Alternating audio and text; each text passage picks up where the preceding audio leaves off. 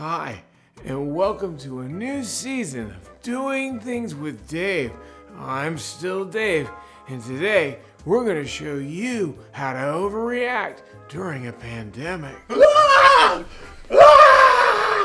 Has this ever happened to you? It happened to my neighbor. Step 1, hoard toilet paper. Step 2, get all the hand sanitizer. I would have, well, there wasn't any left. Step 3, watch the news all the time. Step 4, hyperventilate. It's like breathing, but it's too much, and then you don't breathe. Step 5, develop an online avatar. That's you now. Step 7, go for it. Panic. Wasn't that easy? Well, I hope you enjoyed this episode of Doing Things with Dave. Keep it up. Follow me on my LinkedIn page. Till next time, bye.